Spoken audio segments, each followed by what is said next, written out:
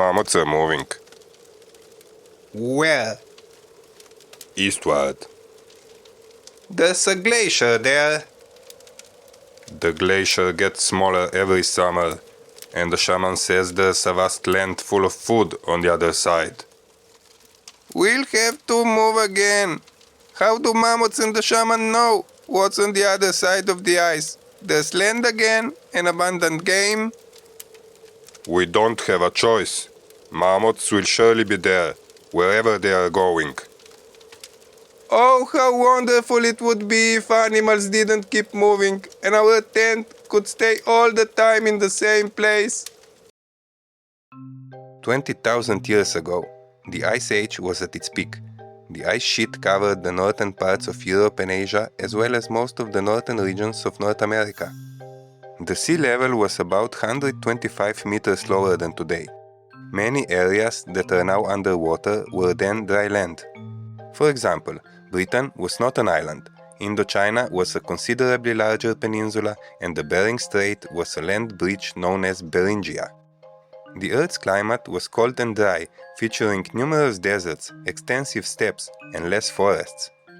Various species of large Ice Age land mammals were common. People lived in the late Paleolithic era using simple stone tools and leading a nomadic life as hunters and gatherers.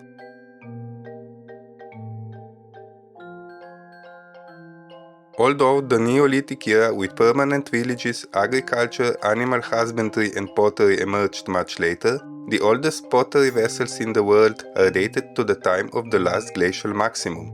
They were discovered in a cave near the Yangtze River in China. Pottery from a period well before the Neolithic has also been found in Japan and eastern Siberia along the Amur River. This represents the first signs of a certain degree of sedentary behavior in these hunter-gatherer communities, as pottery vessels are quite impractical for transportation. The warming with the gradual melting of glaciers, which began 19,000 years ago, led to the end of the Ice Age with a rapid rise in sea levels around 14,500 years before present. According to the most widely accepted theory, the first humans settled in North America during this post-glacial warming. From Beringia they followed mammoths and other game southward through an ice-free corridor that formed between the glaciers. Migrations from Asia to America continued until the Bering Bridge was ultimately submerged by the sea around 11,000 years ago.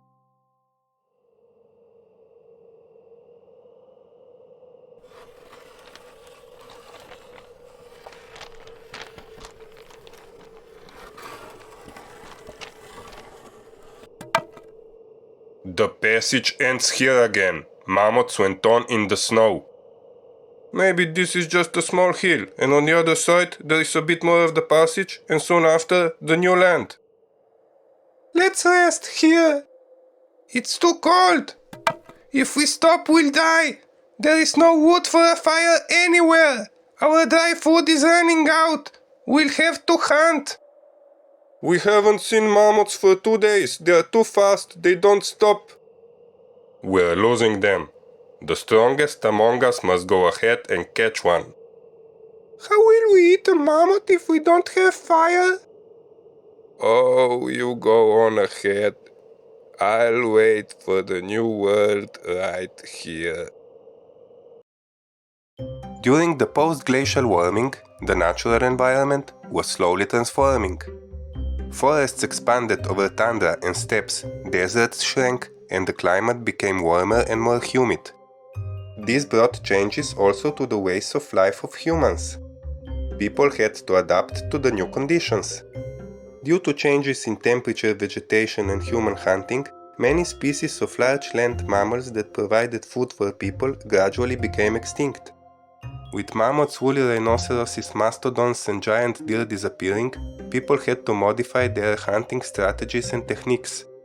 Smaller animals became their main source of food, and also, with the warming, gathering eatable plants became more efficient. Human groups were transitioning from the Paleolithic cultural period of the Ice Age through an intermediate period called the Mesolithic to the Neolithic, or the New Stone Age, when the first villages, farming and pottery emerged.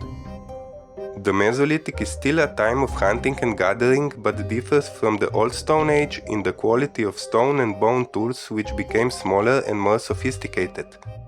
People crafted the so-called microliths, small geometrically shaped blades and points from flint. The use of bows and arrows became widespread. Fishermen used hooks, nets and harpoons. People also advanced in woodworking, using stone axes and adzes to create the first dugout canoes and sledges.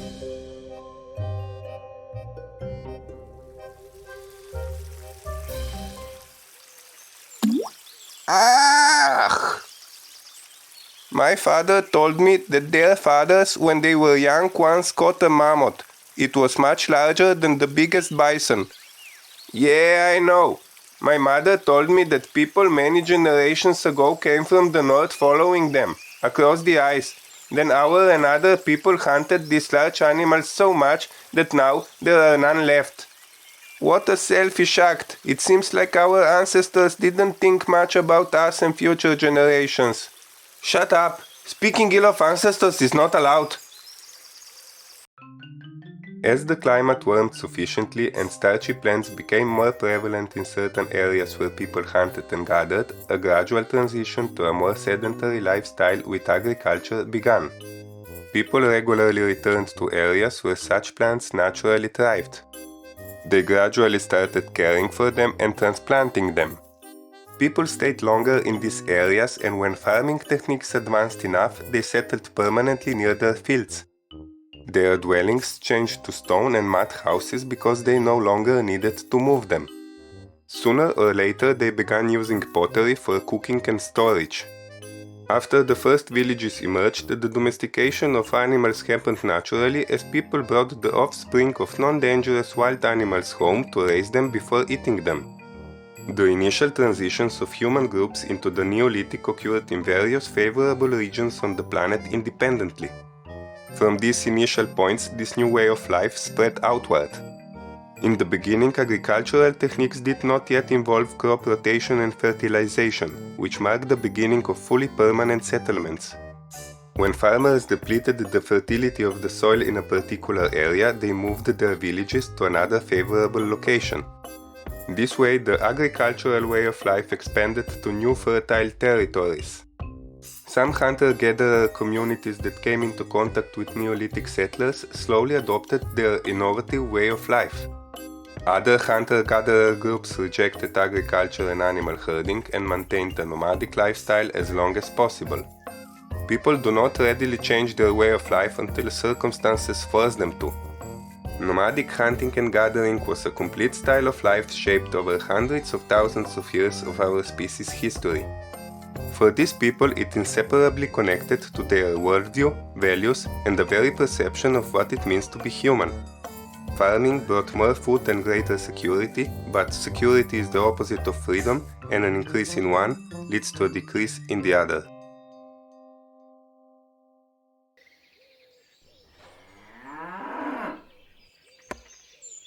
Look at these farmers. They spend their whole life working, storing food and things, and they are never satisfied. They are just like us, trying to protect their lives from harsh nature. We came to this world for an experience, for heroic deeds looking danger in the eye, for a name and a glorious death, not to become old, fat and surrounded by things.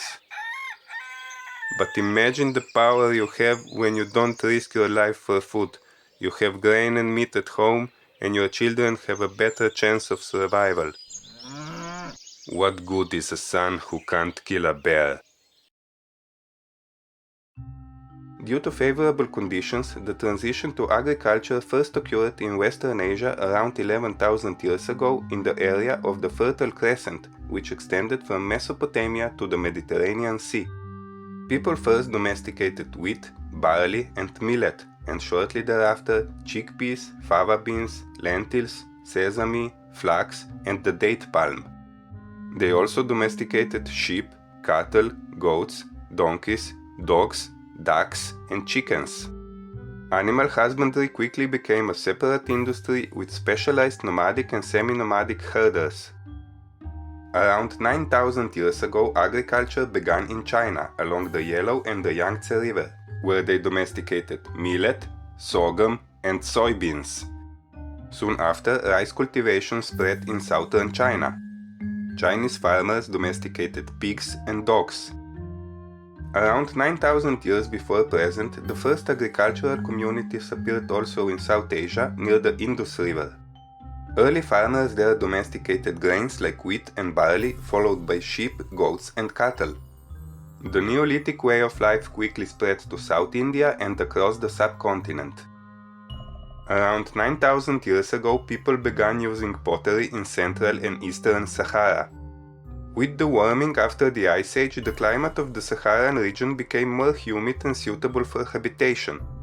Around 8,000 years ago, the hunters living there domesticated cattle, goats, and sheep. Pastoralism, in the form of newly developed nomadic herding, spread southward. The beginnings of the Neolithic in Africa are somewhat different from elsewhere globally, as here, pastoralism, which did not abandon the nomadic way of life, developed before agriculture, which followed somewhat later. By around 8,000 years before present, the Neolithic way of life spread to Egypt and southeastern Europe from the Fertile Crescent. Around 7,000 years ago, agriculture developed in New Guinea, where people domesticated taro, bananas, yams, and sugarcane.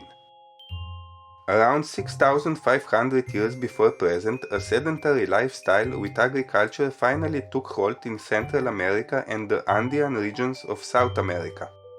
People in these areas domesticated the first plants several millennia earlier, but they needed a relatively long time to develop their cultivation techniques to the point when agriculture could replace hunting as the main method of subsistence. In Peru, they cultivated potatoes, grains, beans, peppers, and squash, while in Mexico they grew peppers, beans, squash, and corn. In the Andes, they domesticated llamas and guinea pigs, while in Mexico they domesticated ducks, turkeys, and dogs. About 5,500 years ago, early seafaring and land migrations began by Neolithic farmers from South China through Southeast Asia. Approximately 5,000 years ago, and after the arrival of animal husbandry, agriculture developed in Africa below Sahara. Between 4,500 and 3,700 years before present, agriculture spreading across the Danube Plain and the Mediterranean reached Western and Northern Europe. Around 3,000 years before present, agriculture expanded from the mainland to Japan. However, people on the islands had lived a relatively sedentary life combined with hunting and gathering for millennia prior, as game was abundant relative to the small population.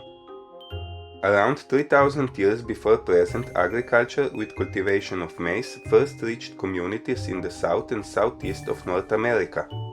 Most peoples in the rest of the continent preserved the Mesolithic way of life until the arrival of Europeans. Between 3 and 2,000 years ago, pastoralism and soon after agriculture spread in Africa below equator. Although Australian peoples had contact with vegetable growers from Indonesia and Melanesia, they never developed agricultural or livestock farming practices.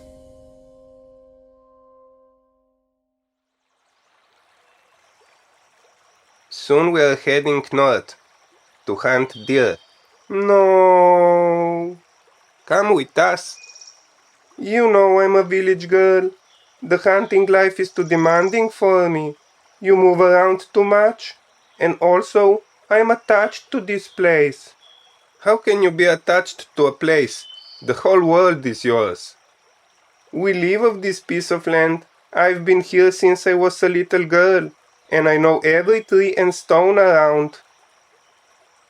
Come live with us. My family would welcome you. You are very strong and would make a good farmer. We will build a new house where I will wait for you every evening, and we will have many children together, and all of us will work and expand the village and fields over those hills, and then we will work.